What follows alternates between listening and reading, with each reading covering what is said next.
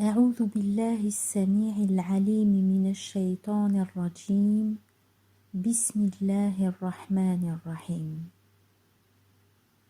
Le livre des mystères du jeûne.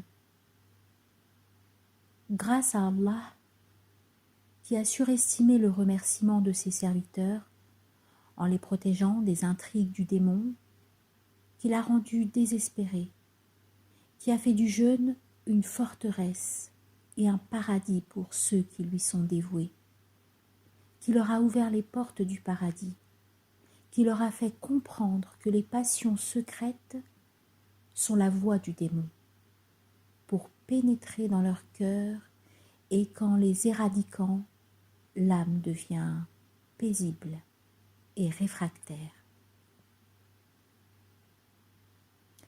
Que la prière et le salut d'Allah soient sur le leader des hommes, sur sa famille et ses compagnons qui ont une vision claire et un esprit lucide. Le jeûne représente le quart de la foi. D'après ses paroles, alayhi salatu wassalam, le jeûne représente la moitié de la patience. Et la patience est la moitié de la foi. Le jeûne se distingue des autres fondements par son appartenance à Allah, et le prophète alayhi salatu wassalam rapporte en porte-parole d'Allah que tout acte de bienfaisance est récompensé par ses semblables de 10 à 700 fois, excepté le jeûne, car il m'appartient et c'est à moi de le récompenser. Allah le Très-Haut dit: les endurants auront leur pleine récompense sans compter. Sourate les groupes, verset 10. Le prophète alayhi salatu wassalam dit: le paradis a une porte qu'on appelle la porte fleurie, qu'aucun ne traverse à part ceux qui sont à jeun et qui ont la promesse de rencontrer Allah en récompense à leur jeûne. Il a aussi dit, alayhi salatu wassalam, celui qui est à jeun a deux plaisirs, le plaisir de manger et le plaisir de rencontrer Allah. Et il a aussi dit, alayhi salatu wassalam, chaque chose a une porte, et celle de l'adoration est le jeûne. Waqi' dit à propos des paroles d'Allah suivantes: mangez et buvez agréablement pour ce que vous avez avancé dans les jours passés. Sourate celle qui montre la vérité, verset 24. Il s'agit des journées passées sans avoir mangé ni bu. Le prophète alayhi salatu wassalam fit une comparaison entre la chasteté et le jeûne et dit: Allah loue le jeune homme qui l'adore devant ses anges et dit: ô jeune homme, toi qui es ascète et qui consacres ta jeunesse à moi, tu es comme l'un de mes anges. Allah le très digne dit: aucun être ne sait ce qu'on a réservé pour eux comme réjouissance pour leurs yeux en récompense de ce qu'ils œuvraient. Sourate la prosternation, verset 17. On dit qu'il jeûnait car il dit: les endurants auront leur pleine récompense sans compter. Sourate les groupes, verset 10. L'homme à jeun sera récompensé pleinement, sans estimation et sans doute, car le jeûne revient à Allah et est un honneur, bien que toutes les adorations lui reviennent comme l'honneur de la maison et la terre entière, et ceci pour deux raisons. Premièrement, le jeûne est une œuvre de chasteté sans témoin. Toutes les adorations et les obéissances sont solennelles à part le jeûne que seul Allah voit, car il s'agit d'une action de patience en secret. Deuxièmement, il s'agit de vaincre l'ennemi d'Allah, car la passion est le moyen par lequel agit le démon, et les passions deviennent plus fortes au fur et à mesure qu'on mange et qu'on boit. Pour cette raison, le messager d'Allah alayhi salatu wassalam dit « Le démon circule à travers les humains comme le sang circule dans les veines. Fermez-lui les tuyaux par la faim. » De même qu'il dit à Aïcha, qu'Allah en soit satisfait, « Continuez à frapper à la porte du paradis. » Elle dit, « Avec quoi ?» Il dit, « Avec le jeûne. » Nous verrons la vertu de la faim dans le chapitre intitulé « Le mal est le manger avec son remède » dans le quart réservé aux mortels. Allah le Très-Haut dit « Si vous faites triompher la cause d'Allah, il vous fera triompher et raffermira vos pas. » Sourate Muhammad, verset 7.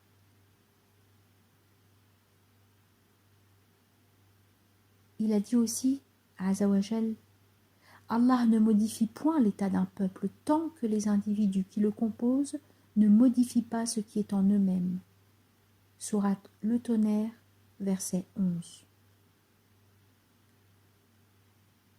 La modification consiste à diminuer les passions qui sont la demeure des démons, qui, tant qu'elle est fertile et riche, tant que les humains la fréquentent et tant qu'ils s'y rendent, la majesté d'Allah reste voilée devant eux. Le prophète alayhi salatu wassalam dit « Si les démons ne survolaient pas les cœurs des humains, ceux-ci regarderaient vers le royaume céleste. Ainsi, le jeûne devient la porte des adorations et du paradis. Puisque le jeûne est si vénéré, nous expliquons ses conditions secrètes et apparentes et ses fondements dans les 3 chapitres suivants. Le premier chapitre, les obligations et les traditions apparentes. Les obligations apparentes sont 6. Premièrement, surveiller le croissant, indiquant le début du mois de Ramadan, et si l'apparition n'est pas visible, compléter le mois de Sha'ban à 30 jours. Ceci se réalise par la vision d'un seul jurisconsulte qui l'annonce. Cependant, la vision du croissant du mois de Shawwal doit être confirmée par 2 scribes assermentés, par précaution. Quiconque entend un scribe assermenté annoncer le début du mois doit jeûner. Si le juge ne l'annonce pas, chaque croyant doit agir selon ce qu'il croit bon de faire. Si on remarque l'apparition du croissant dans une région, qu'on ne le voit pas dans une autre et que la distance qui les sépare ne dépasse pas 2 lieues, les habitants des 2 localités doivent jeûner ensemble. Si la distance dépasse les 2 lieues, chaque localité jeûne selon son horaire. Deuxièmement, l'intention. On doit avoir l'intention ferme de jeûner, pour chaque nuit même, si on compte jeûner tout le mois. Si l'intention est prise durant la journée, on a le droit de jeûner ni le mois de Ramadan, ni l'obligation, mais seulement le volontariat. Si on a l'intention de jeûner de façon générale ou pour accomplir une obligation, on n'a pas le droit, à moins qu'on ait l'intention de jeûner le mois de Ramadan. Si on a l'intention de jeûner le lendemain, le premier jour du mois, dans le doute, l'intention n'est pas permise, à moins qu'elle ne repose sur le témoignage d'un scribe assermenté. La possibilité que ce dernier mente ou se trompe n'élimine pas l'affirmation de l'intention, et on n'imagine pas l'affirmation dans le doute, car elle est définitive. Comme si quelqu'un disait au milieu du mois « je jeûnerai demain ». Ceci ne changera rien, car il ne représente que la répétition d'une parole. Et il est sûr que le lendemain est l'un des jours du mois. Quiconque décide de jeûner le lendemain, puis il mange, son intention de jeûner reste valable. Si une femme indisposée prend l'intention de jeûner et qu'elle guérit avant l'aube, son jeûne est valable. Troisièmement, s'abstenir de laisser quelque chose arriver exprès à l'estomac, car on rompt le jeûne par le manger, tel que la boisson, les gouttes nasales et les injections. Le jeûne n'est pas rompu à cause des blessures, de la saignée et de la solution auriculaire, à moins qu'on injecte une quantité suffisante pour que cela arrive à la vessie. Tout ce qui atteint l'estomac par hasard ne rompt pas le jeûne, tel que le gargarisme et les poussières. Quiconque mange exprès doit refaire un autre jour de jeûne. Quatrièmement, s'abstenir de faire l'amour. Celui qui fait l'amour par oubli ne rate pas sa journée. Celui qui éjacule pendant son sommeil ou fait l'amour la nuit, si l'heure de la prière de l'aurore arrive et qu'il cesse immédiatement, il ne rompt pas son jeûne, mais s'il patiente, il rompt son jeûne et doit par conséquent faire pénitence. Cinquièmement, s'abstenir d'éjaculer avec ou sans faire l'amour, car ceci rompt le jeûne, mais on ne rompt pas le jeûne si on embrasse sa femme sans faire l'amour ni éjaculer. Lorsqu'on a peur d'éjaculer, qu'on embrasse sa femme et qu'on éjacule tout de suite, on rompt le jeûne par négligence.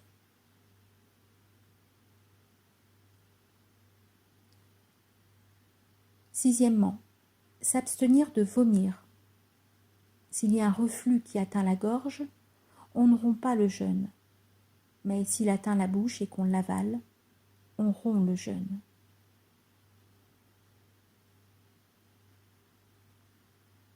Les obligations relatives à la rupture du jeûne sont 4. Le remboursement, la pénitence, la réparation et l'abstention pour le reste de la journée. La réparation. Il est obligatoire pour tout le monde, sans distinction, avec ou sans excuse. La femme indisposée, aussi bien que l'apostat, doivent rembourser en jeûnant un autre jour. Quant aux mécréants, à l'enfant et aux fous, ils ne sont pas tenus de réparer et réparation ne doit pas être obligatoirement dans des journées consécutives. L'expiation. Elle n'est due que si on fait l'amour. Éjaculer, manger et boire ne nécessitent pas une expiation. L'expiation consiste à libérer un esclave et s'il n'est pas possible, c'est le jeûne de 2 mois suivi et s'il n'est pas possible non plus, c'est alors la distribution à 60 pauvres d'un bol de blé à chacun. L'abstention pour le reste de la journée. L'abstention est due à celui qui rompt le jeûne involontairement ou par négligence. Par contre, elle n'est pas due à la femme indisposée qui se purifie durant la journée, ni au voyageur qui arrive d'un voyage dépassant 2 lieues. Il faut s'abstenir si un seul scribe assermenté assure avoir vu le croissant le jour dont on doute. La compensation. Elle est due aux femmes enceintes et à celles qui allaitent, qui mangent par précaution pour ne pas nuire à leur bébé. Elles doivent un bol de blé à un pauvre par jour de manque. Le vieillard qui ne jeûne pas doit également un bol de blé par pauvre et par jour. Les traditions de la sunna sont 6. Retarder le repas de l'aurore. Commencer par les dates Elo avant la prière de la rupture du jeûne. Ne pas nettoyer ses dents dans l'après-midi. La générosité durant le mois de Ramadan pour ce qu'elle présente comme vertu précitée dans la zakat. Se réunir à la mosquée, surtout durant les 10 dernières nuits du mois, car ce fut l'habitude du messager d'Allah, alayhi salatu wassalam. Lorsque les 10 dernières arrivaient, il pliait son matelas, mettait son châle et venait assidûment avec sa famille à la mosquée. Il veillait et priait, car la nuit d'Al-Qadr était probablement l'une des dernières, et la plus probable est soit la première, soit la troisième, soit la 5e ou la 7e. Pendant ces nuits, on doit faire ses ablutions à domicile et ne rien faire en allant à la mosquée. Le prophète alayhi salatu wassalam ne sortait que pour une besogne naturelle et ne demandait des nouvelles d'un malade qu'en passant. La succession est coupée par l'acte de l'amour, mais elle n'est pas coupée par les câlins. Il n'y a aucun mal à rédiger les actes de mariage à la mosquée, à y manger, y boire et s'y laver les mains dans un ustensile. Si celui qui se consacre pour la prière durant cette période sort pour une besogne, il doit renouveler l'intention, à moins qu'il n'ait eu dès le début l'intention de demeurer 10 jours. Deuxième chapitre. Les mystères du jeûne avec ses conditions inapparentes. Sachez que le jeûne comporte 3 degrés. Le jeûne en général, le jeûne particulier et le jeûne spécial. Le jeûne en général est l'abstention.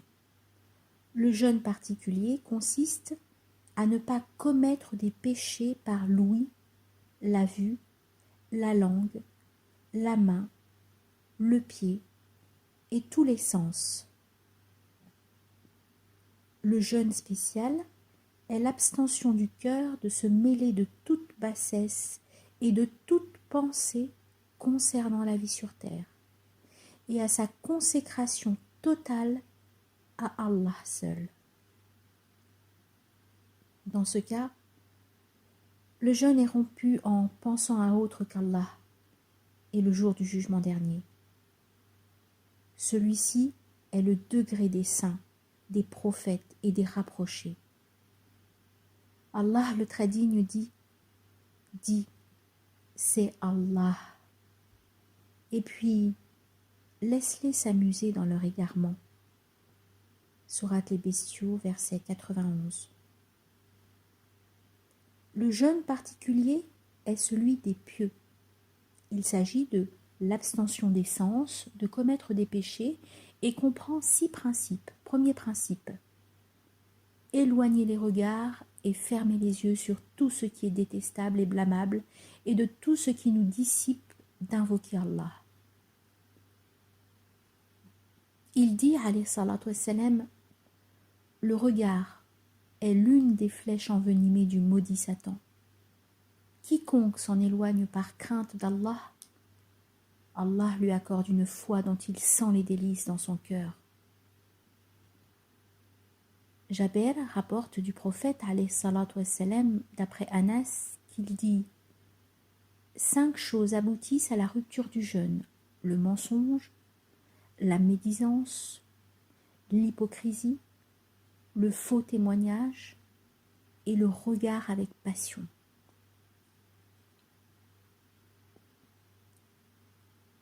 Deuxième principe, protéger la langue du mensonge, de la médisance, de l'hypocrisie, des disputes et de l'obscénité, l'obliger à garder le silence et l'occuper à invoquer Allah et à lire le Coran.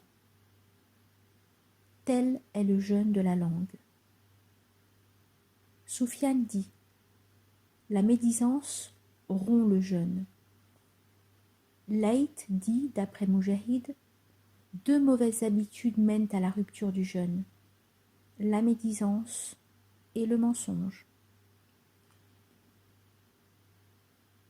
Troisième principe, ne pas écouter tout ce qui est détestable, car tout ce qui est prohibé d'être dit, est prohibé d'être écouté. Pour cette raison, Allah a égalisé ceux qui écoutent ce qui est prohibé et ceux qui jouissent des biens illicites, en disant « Ils sont attentifs aux mensonges et voraces de gains illicites ». Sourate la table servie, verset 42. Et il dit « Pourquoi les rabbins et les docteurs de la loi religieuse ne les empêchent-ils pas de tenir des propos mensongers et de manger des gains illicites ?» Sourate la table servie, verset 63. fermer les yeux sur la médisance est prohibé.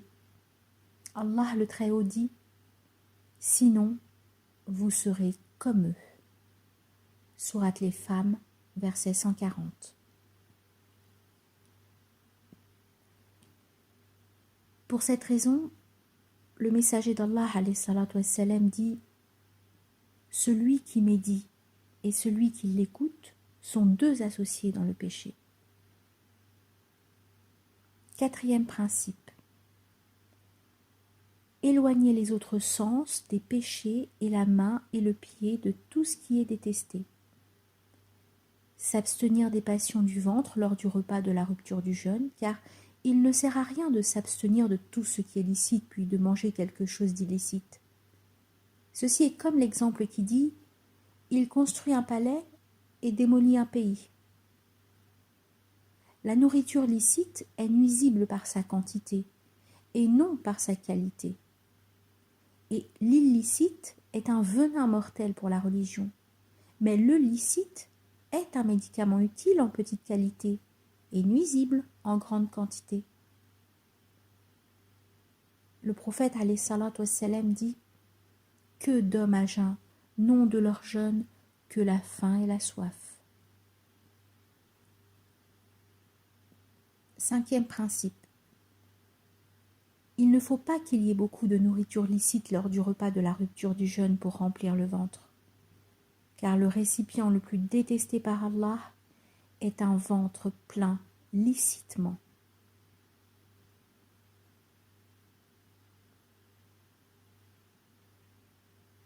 Comment alors profiter du jeûne pour vaincre l'ennemi d'Allah et éliminer les passions si l'on récupère dans ce repas tout ce qu'on a loupé durant la journée, et même avec davantage de sortes de nourriture? Il est déjà une habitude de conserver les différentes sortes de nourriture pour le mois de Ramadan, où l'on mange plus que durant plusieurs mois réunis. L'objectif connu du jeûne est de rester léger et de chasser les passions pour aider l'âme à la piété. L'essentiel du jeûne et son mystère consiste à affaiblir les forces qui sont les outils du démon pour revenir au mal. La nuit d'Al-Qadr est celle dans laquelle une lueur du royaume céleste se dévoile. Et Allah dit « Nous l'avons certes fait descendre le Coran pendant la nuit d'Al-Qadr ». Sourate la destinée, verset 1. Quiconque accroche un havre-sac plein de nourriture entre son cœur et sa poitrine, cette lueur ne peut lui être dévoilée. Cependant, il ne suffit pas de vider son estomac pour enlever le voile. Nous aurons un retour à davantage d'explications dans le livre réservé aux nourritures, si Allah le veut. Sixième principe. Après le repas, le cœur reste ému et voltigeant entre la peur et l'espoir, car on ne sait pas si le jeûne a été agréé, et on est donc parmi les rapprochés ou refusés, et on est méprisé. On dit à Al-Ahnaf ben Kaïs « Tu es un vieillard, et le jeûne te fragilise. » Il dit « Je me prépare pour un long voyage, et endurer dans l'obéissance à Allah est plus facile que l'endurance pour le désobéir. » Voici donc les significations cachées du jeûne. Si vous dites « Celui qui se contente de stopper les passions du ventre et de l'appareil génital et laisse tomber ses significations, son jeûne est valable selon les jurisconsultes. » Que signifie ceci? Sachez que les faqihs affirment les conditions apparentes avec des preuves qui sont plus faibles que celles que nous avons mentionnées dans les conditions secrètes, surtout en ce qui concerne la médisance et ses analogues. Mais les jurisconsultes, occupés par les apparences, ne sont chargés que de ce qui se voit tout en ignorant le reste. Quant aux jurisconsultes de la vie dans l'au-delà, ils interprètent vrai par accepter et accepter par atteindre le but et comprendre que le jeûne signifie avoir l'une des qualités divines et imiter les anges en s'abstenant des passions dans la mesure du possible. L'homme a un degré supérieur à celui des animaux, car grâce à la lumière de son esprit, il peut stopper sa passion. De même qu'il a un degré inférieur à celui des anges, car les anges ne sont pas soumis à la tentation des passions.